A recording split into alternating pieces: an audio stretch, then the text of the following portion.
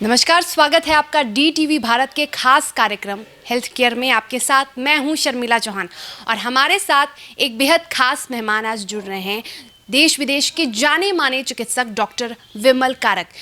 विमल जी, बहुत स्वागत है आपका DTV भारत में। आपका भी काफ़ी स्वागत है यहाँ पे। सर, आप प्रदेश के सबसे बड़े अस्पताल PMCH के अधीक्षक रहे हैं। एक बड़ी चुनौती रही होगी आपके लिए, क्योंकि PMCH में सिर्फ प्रदेश के ही नहीं बल्कि दूसरे राज्यों के भी मरीजों का विश्वास है। कितनी बड़ी चुनौती थी आपके लिए? देखिए, मैंने 15 दिसंबर 2000 में जब PMCH मैंने ज्वाइन किया, तो ये सौभाग्य या दुर्भाग्य ऐसा कहिए कि मार्च में जब ये शुरू हुआ तो उस समय काफ़ी चुनौती थी और मैंने सबसे पहले 100 बेडेड हॉस्पिटल बनवाया, कोविड वार्ड। उसके बाद 90 बेडेड पोस्ट आइसोलेशन वार्ड बनवाया। फिर कोविड वार्ड में उस समय की स्थिति और आज की परिस्थितियां उसमें अलग है। उस समय कोविड वार्ड काफ़ी भरी हुई रहती थी और आज हमारे यहाँ 9, 10, 12 वही पेशेंट रहते हैं कोविड वार्ड में। और पटना मेडिकल कॉलेज में जो राजेंद्र सर्जिकल ब्लॉक है उसके ग्राउंड फ्लोर पर मैंने उसको बनवाया। और आई आइसोलेशन जो IENT का वार्ड है वहाँ पर मैंने आइसोलेशन वार्ड बनवाया। तो उसके पोस्ट कोविड वार्ड की जब ज़रूरत हुई तो 6 बेड का पोस्ट कोविड वार्ड मैंने RSB में बनवाया और 14 बेड का कैंटीन के ऊपर जो प्राचार्य का जो ऑफिस है उसके बगल में कैंटीन है, उसके ऊपर मैंने उसको बनवाया। और माइक्रोबायोलॉजी में जो टेस्ट उस समय हो नहीं रहा था, काफ़ी परेशानियां थी, RT-PCR और ये सब जो टेस्ट होता है इसके लिए कोविड के लिए, तो BMSICL के MD managing director Pradeep Jha से बात किया मैंने प्रधान सचिव के माध्यम से। प्रधान सचिव के बारे में मैं बतला दूं, जो प्रत्यय अमृत जी हैं, जो काफ़ी इंटरेस्ट रखते हैं और टाइम टू टाइम आके गाइड करते थे अपने पदाधिकारियों के साथ। उसके बाद उन्होंने 2 मशीनें दी और मशीन जब दी तो हम लोगों ने आज बिहार में 1200 टेस्ट RT-PCR मेरे यहाँ पटना मेडिकल कॉलेज में होता है माइक्रोबायोलॉजी विभाग में। सबसे बात है कि मैंने जो टीम बनाया उसमें जितने हेल्थ मैनेजर, हॉस्पिटल मैनेजर और प्रिंसिपल प्राचार्य जो हमारे छोटे भाई डॉक्टर विद्यापति चौधरी छोटे भाई जैसे रहे, उनसे मेरा 47 साल का संबंध है।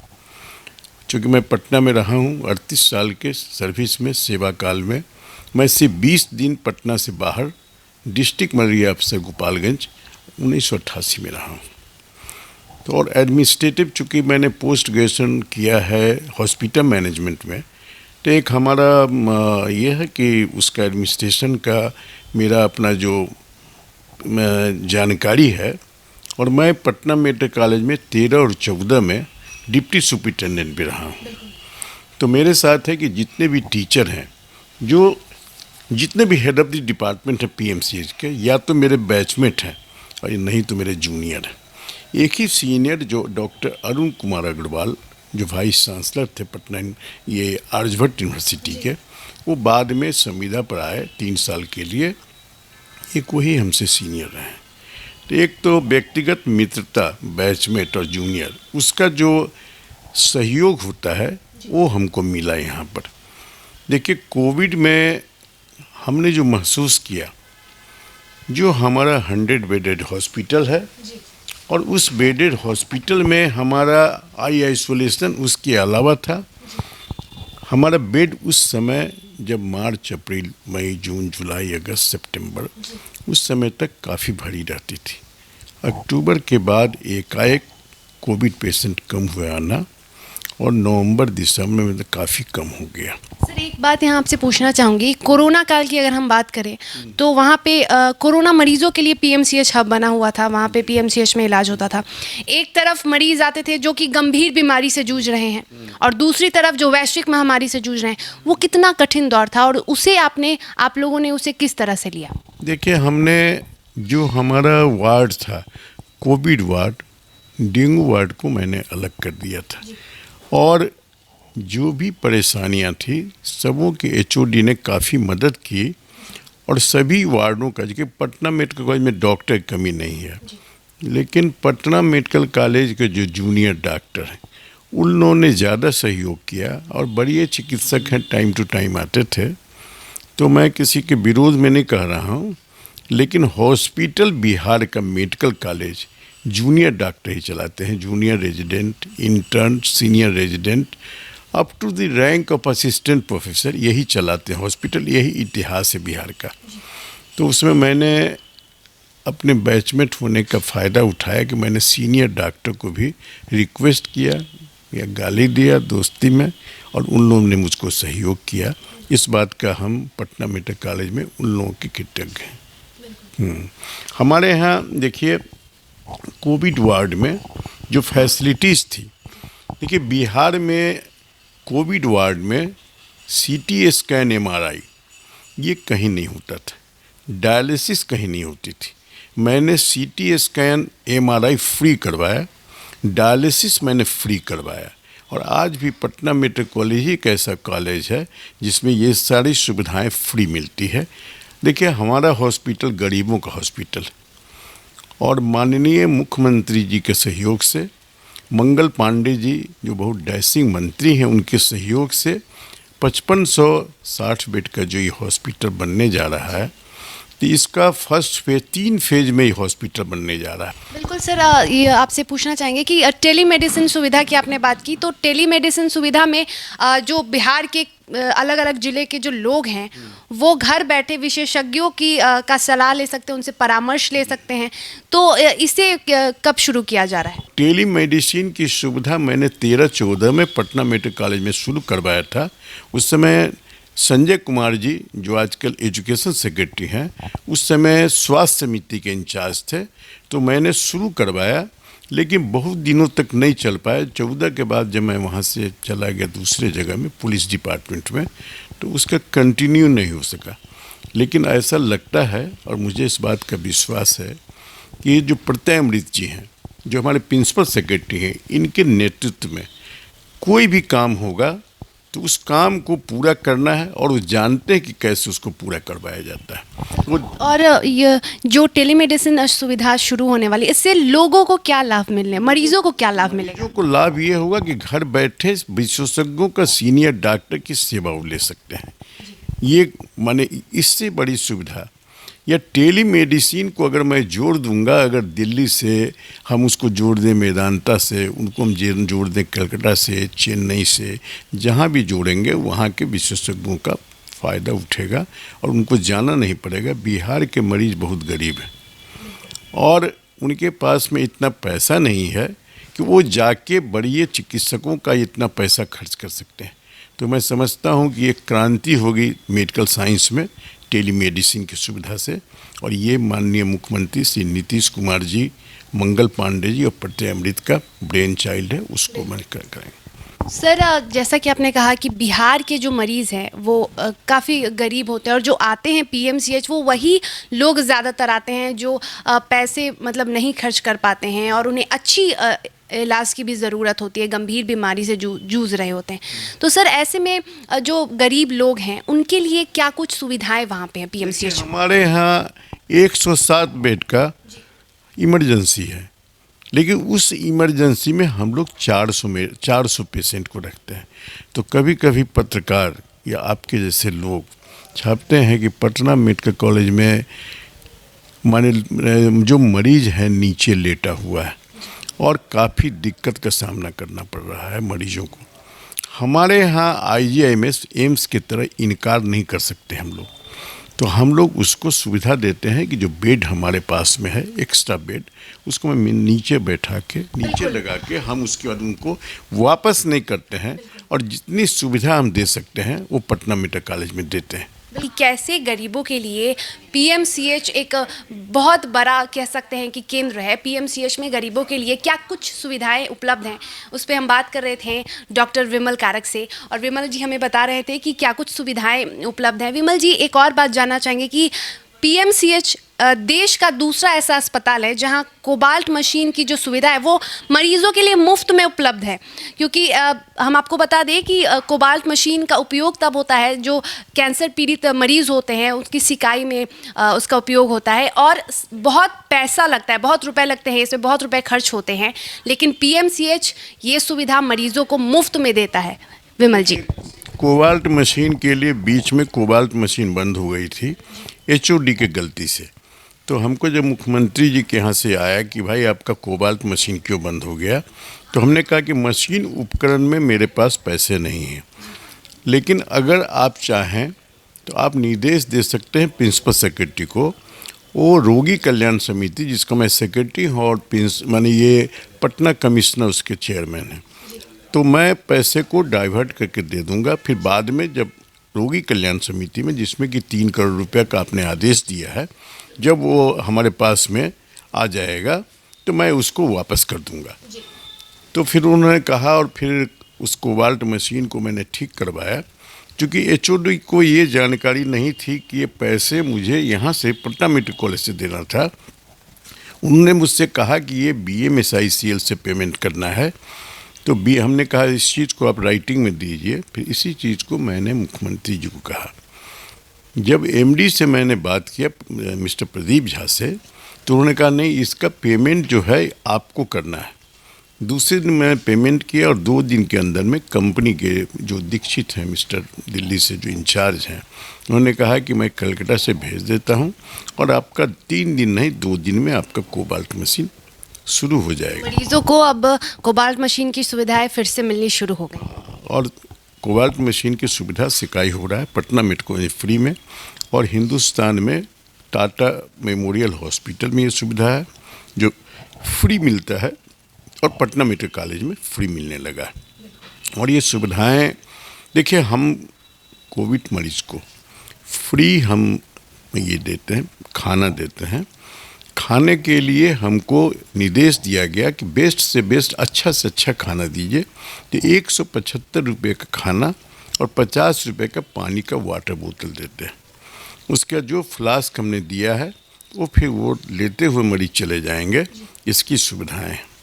जो बेड हमारा 100 बेडेड है, सभी बेड पर स्विच लगा हुआ है जो कि डायरेक्ट नर्स के रूम से और डॉक्टर के रूम से कनेक्टेड है। मतलब कि मरीजों को अगर कोई चीज़ की ज़रूरत हो, कभी इमरजेंसी हो, तो वो एक बेल दबाएंगे और फिर वो सीधा नर्स और डॉक्टर दौड़ के चले आएंगे। हाँ, ऐसा होता है। ये पटना मेडिकल कॉलेज में ये सुविधाएं दी गई हैं। दवाएं जो है 175 तरह की दवाएं, वो माननीय जो हमारे मंत्री महोदय हैं उनके कहने पे, और जो प्रत्यय अमृत जी हैं, मैं दावे के साथ कह सकता हूँ कि जो बिहार में जितने भी स्वास्थ्य सचिव आए हैं उसमें प्रत्यय अमृत जी स्वयं इस पर अपना ये देखते रहते हैं, आते रहते हैं। कभी 10 बजे रात में आते हैं, कभी कहीं जाते हैं, और जो भी पैसे या जितना हम लोग मांग करते हैं, कहते हैं कि आप उसको कीजिए। तो मैं समझता हूँ कि जब प्रधान जब होता है किसी भी इंस्टीट्यूशन का, किसी विभाग का, वो स्वयं अगर देखना शुरू करेंगे तो उसमें किसी भी तरह की दिक्कत नहीं होगी। मैं एज अधीक्षक, जब मैं 1.25 साल पहले मैंने ज्वाइन किया तो जानकारी मिली कि यहाँ बहुत स्ट्राइक होता है।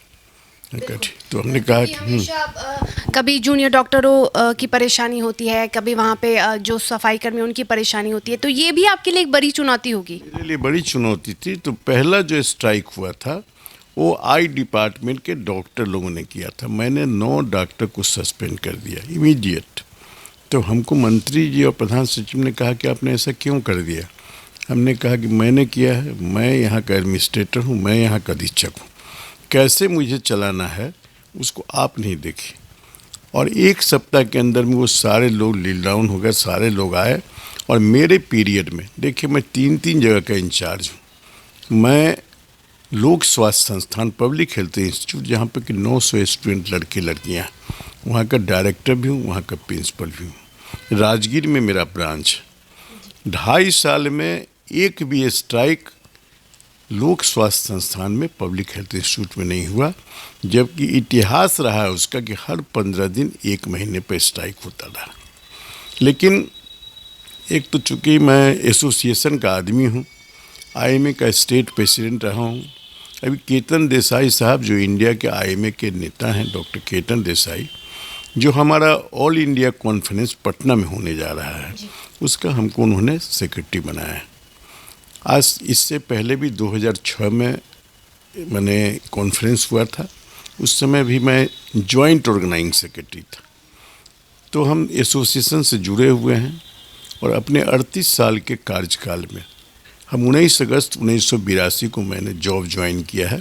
38 साल के कार्यकाल में मैं 20 दिन ही पटना से बाहर डिस्ट्रिक्ट मलेरिया अफसर गोपालगंज 1988 में रहा हूँ। तो एक तो एसोसिएशन में रहने के चलते चिकित्सकों का, लड़कों का, जेडीए का, भाषा का और आईएमए में हूँ, तो सबों का सपोर्ट हमको मिलता रहा है। तो इसलिए इसकी सुविधा, इसका हम फ़ायदा भी उठाते हैं। बिल्कुल, तो ये एक अच्छी बात रही है, इन्हें हमेशा सपोर्ट मिलता रहा है, क्योंकि जितने भी सीनियर हैं या जितने भी लोग हैं, या तो उनकी बैचमेंट रहे हैं या तो सीनियर रहे, तो सामंजस्य एक बैठा है जिसकी वजह से उन्हें ज़्यादा तकलीफ़ या ज़्यादा चुनौती कह सकते हैं कि ज़्यादा मुश्किलों का सामना नहीं करना पड़ा। लेंगे कि आप बताएं कि जो आयुष्मान भारत योजना की शुरुआत प्रधानमंत्री नरेंद्र मोदी द्वारा की गई थी, उससे यहाँ के मरीजों को, गरीबों को कितना फ़ायदा हुआ है? देखिए, आयुष्मान भारत जो माननीय प्रधानमंत्री जी का सपना है, उसको साकार करने के लिए हम बिहार में पटना मेडिकल कॉलेज, जिसमें कि शुरू में जब ये सुविधाएं शुरू हुई थी, उस समय आयुष्मान भारत में काम कहीं भी नहीं हो रहा था। लेकिन पटना मेडिकल कॉलेज में आयुष्मान भारत फिलहाल पिछले 5 महीनों से सबसे ज़्यादा मरीजों को फ़ायदा होता है। देखिए, आयुष्मान भारत में जो रजिस्टर्ड हैं उसको सुविधाएं मिल जाती हैं, उनको खाना मिल जाता है, दवाएं मिल जाती हैं, सीटी स्कैन मिल जाता है, उसको एमआरआई हो जाता है, जितना भी टेस्ट हो जाता है। लेकिन आयुष्मान भारत में जो रजिस्ट्रेशन होना चाहिए वो सभी लोगों का रजिस्ट्रेशन नहीं। उसके लिए भी हाल में एक बैठक हुई थी और जो उसके डायरेक्टर, जो उसके अभी कौशल किशोर जी इंचार्ज हुए हैं, जो हमारे एडिशनल सेक्रेटरी हैं, और फिर से रजिस्ट्रेशन होगा और बिहार के सभी जगहों में ये दिया जा रहा है कि आप आयुष्मान भारत के पूरा रजिस्ट्रेशन करें और जो रियल में जो गरीब हैं उसको सुविधा मिलनी चाहिए। अभी हम लोग आयुष्मान भारत में चाहते हैं कि जो नीडी पीपुल हैं उसको हम लोग इसकी सेवा दें, लेकिन हो नहीं पाता है। ये कहीं ना कहीं लैचेज है, जिसको सरकार को ठीक करना चाहिए। मेरा एडवाइस है ये आयुष्मान भारत के बारे में। तो अभी क्या कमी आप महसूस करते हैं, जो कि थोड़ी बहुत जो कमी है आयुष्मान भारत में, जो कि सरकार को ठीक करनी चाहिए? ये रजिस्ट्रेशन जो आयुष्मान भारत में जो रियल गरीब है उसका नहीं हो पाया। तो मैं चाहता हूँ कि उन सभी गरीबों का रजिस्ट्रेशन हो। ये जिला पदाधिकारी के माध्यम से ये होना चाहिए। जिला पदाधिकारी जिलाओं में रजिस्ट्रेशन करवाएं, फिर जब रजिस्ट्रेशन हो जाएगा तो उसकी सुविधा हम लोग आयुष्मान भारत में जो रियल मरीज हैं, गरीब हैं, तो अब टेली मेडिसिन से सुविधा देंगे। तो टेली मेडिसिन मुख्यमंत्री जी का सपना है, ठीक है। आप जिस दिन शिलान्यास करेंगे, भूमि पूजन करेंगे, टेली मेडिसिन कब टेलीकास्ट करेंगे साहब, पूरे बिहार में शुरू हो गया। लेकिन उसको हम दवा कहाँ देंगे, उसकी जांच कहाँ से करेंगे, ये सारे उसको खाना कहाँ से देंगे? बिहार का जो स्थिति है उसे आप भी वाकिफ़ हैं। तो मैं चाहता हूं कि आयुष्मान भारत के माध्यम से बिहार के सभी चिकित्सा महाविद्यालयों में और जो जहां कहीं भी सिविल सर्जन के अंडर में जो है, सबको आयुष्मान भारत की सुविधा मिलनी चाहिए।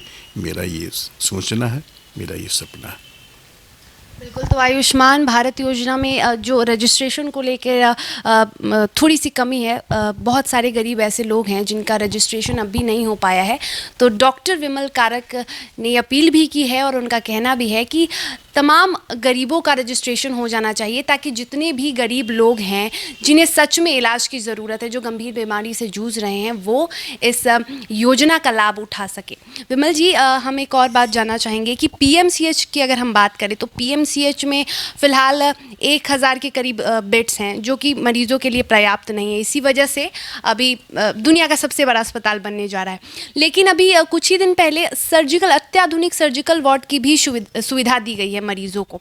इससे मरीजों को क्या कुछ लाभ मिलने वाला है? देखिए, सर्जिकल वार्ड जो सर्जिकल इमरजेंसी बनी है, वो पर्याप्त नहीं है, उसमें 4 मॉडुलर ओटी बनाए गए हैं और मेडिसिन का भी बंडा इमरजेंसी जो फ़िलहाल टाटा वार्ड में ले गए हैं, तो ये बहुत ज़्यादा पर्याप्त नहीं होगा। मैंने पहले कहा वहाँ पर वैक्सीनेशन का हम काम चला रहे हैं, तो जब तक पटना मेडिकल कॉलेज 5550 बेड का, जो दुनिया का सबसे बड़ा नहीं, दुनिया का सबसे सेकंड बड़ा अस्पताल होगा, तो मैं समझता हूँ कि G+8 बनने जा रहा है, मेट्रो से जुड़ रहा है वो, जो अशोक राजपथ से जाएगी और उसके बाद गंगा की तरफ से उसकी एंट्री होगी, जिसका मैंने 60 फीट का हमने ऑर्डर कर दिया है कि आप तोड़ के इसको बना सकते हैं।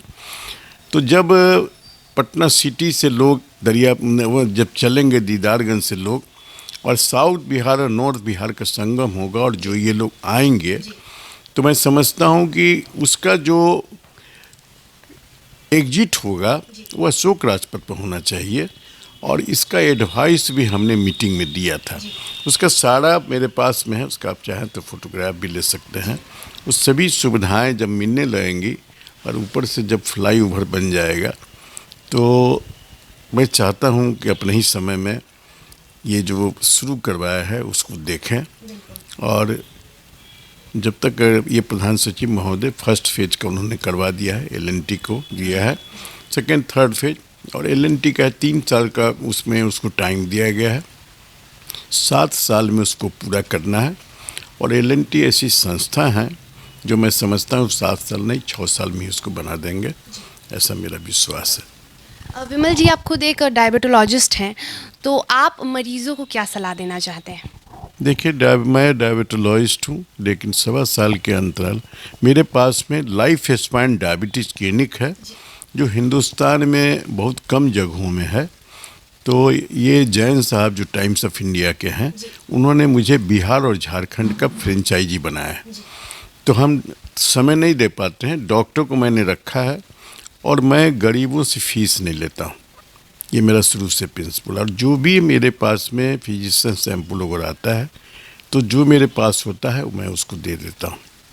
तो जो जितना इसका चार्ज है, चूँकि 1.25 करोड़ की मशीन है, आप जब कभी भी जाएंगे अपने इस पर देखेंगे लाइफ स्पैन डायबिटीज़ क्लिनिक का, तो जहाँ तक रियायत कर सकते हैं वो करते हैं। लेकिन ये बीमारी गरीबों का नहीं, अमीरों का है, तो पैसा भी दे देते हैं। ज़्यादातर जो डायबिटीज़ की बीमारी है अमीरों की बीमारी है, तो अमीरों से पैसा लेने में कोई दिक्कत नहीं है, ऐसा मैं समझता हूँ। बिल्कुल, तो बहुत बहुत धन्यवाद विमल जी आपका। तो ये थे हमारे साथ देश ही नहीं बल्कि विदेश के मशहूर चिकित्सक डॉक्टर विमल कारक, और इन्होंने अपने कुछ अनुभव को भी साझा किया और गरीबों के लिए क्या कुछ व्यवस्थाएं पटना के अस्पताल में, पटना के सबसे बड़े अस्पताल में, वो भी हमें बताए। साथ ही साथ इन्होंने मरीजों को कुछ सलाह भी दी है। तो फिलहाल आज के इस खास कार्यक्रम हेल्थ केयर में इतना ही। मुझे दीजिए इजाज़त, लेकिन जल्द लौटेंगे दूसरे विषय के साथ। धन्यवाद।